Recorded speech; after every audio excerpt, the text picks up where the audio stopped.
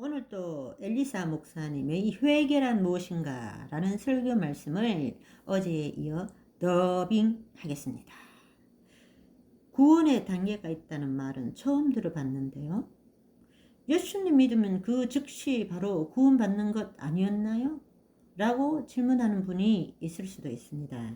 그러나 구원의 9단계 여정에 대하여는 성경을 조금이라도 깊게 처음부터 끝까지 제대로 공부하기 시작한다면 얼마 시간이 지나지 않아 여러분은 구원에 이르는 길이 한 단계로 끝날 수 없다는 사실이 진실이라는 것이 어렵지 않게 동의하게 될 것입니다. 물론 어떤 분들에게는 순서와 상관없이 소명과 거듭남, 믿음과 회심, 그리고 의롭다 칭함을 받고 하나님의 자녀가 되는 이 모든 사건들이 동시에 일어나는 사건이 될 수도 있습니다. 하지만 그렇다고 해서 그 순간 바로 그 사람의 구원이 완성되고 구원에 대한 여정이 다 마쳤다고 말할 수는 없죠. 그 이유가 뭘까요? 다 같이 빌립보서 2장 12절 말씀을 읽어보겠습니다. 그러므로 나의 사랑하는 자들아, 너희가 나 있을 때뿐 아니라 더욱 지금 나 없을 때에도 항상 복종하여 두렵고 떨림으로 너희 구원을 이루라. 당시 사도 바울의 이 편지를 받았던 사람들은 신자였나요? 불신자들이었나요? 당연히 신자들이죠. 그것도 사도 바울의 전도를 직접 받고 예수님에 대한 믿음 위에 세워진 빌립보 교회의 성도들이었죠. 하지만 그렇게 신실한 그리스도인들에게 사도 바울은 뭐라고 말했나요? 두렵고 떨림으로 너희 구원을 이루라고 했죠.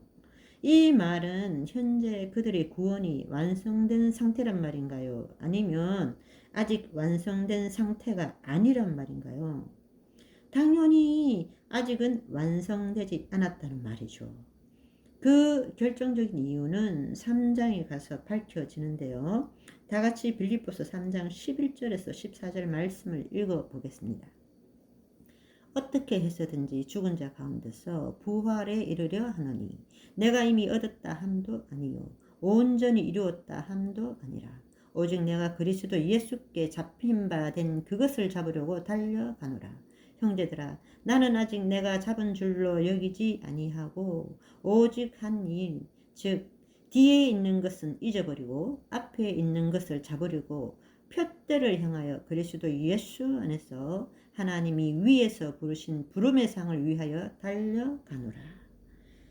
아무리 믿음이 좋은 그리스도인이라고 해도 이 땅에 지금 이 육체의 상태로 존재하는 한 그 구원이 아직은 완성된 상태가 아니라고 하는 이유는 아직은 우리 중 누구도 완전한 부활에 이르지 않았기 때문입니다.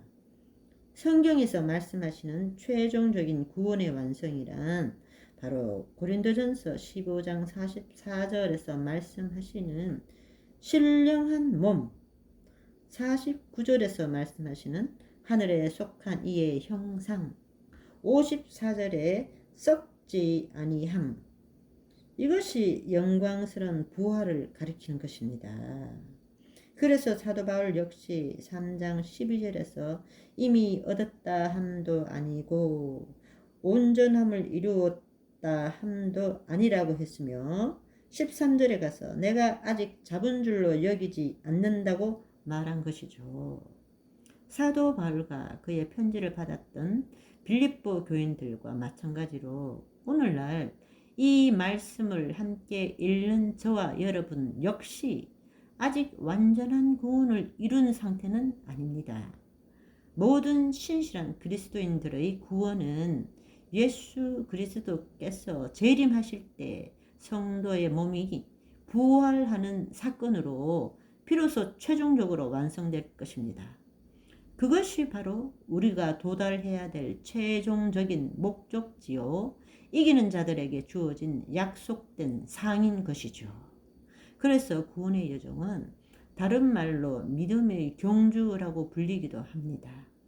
마라톤 경주에서 수많은 사람들이 같은 시간대에 같은 지점에서 출발을 하지만 막상 중간에 여러 가지 이유로 경기를 포기하거나 경로를 이탈하는 사람들이 있어서 결국 경기를 완주해서 골인 지점까지 통과하는 사람들은 많지 않다는 사실을 여러분은 기억해야 될 것입니다.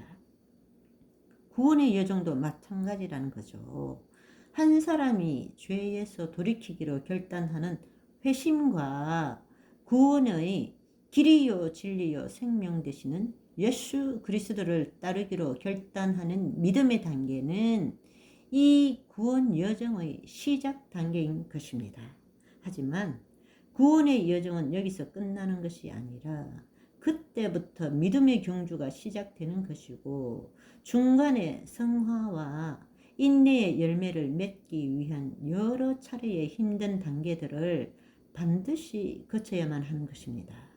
그럼 그렇게 해서 계속해서 성도들이 이루어 가야 할 그 구원의 여정의 종착역, 즉 고린 지점이 어디란 말인가요? 그것이 바로 성도의 부활, 즉 영화의 단계라는 것이죠. 또한 예수님께서는 이러한 구원의 여정을 창조주 하나님의 관점에서 추수의 과정, 그 단계로 비유해 주셨는데요. 다 같이 마태복음 13장 29절 30절 말씀을 한번 읽어 보시겠습니다. 주인이 이르되 가만두라. 가라지를 뽑다가 곡식까지 뽑을까 염려하나봐. 둘 다 추수 때까지 함께 자라게 두라. 추수 때에 내가 추수꾼들에게 말하기를 가라지는 먼저 거두어 불사르게 단으로 묶고 곡식은 모아 내 곳간에 넣으라 하리라. 창조주이신 하나님의 관점에서는 누가 곡식인지 누가 가라지인지 이미 알고 계시지만 천사들과 사람들의 눈에는 그것을 구분하는 것이 쉽지 않습니다.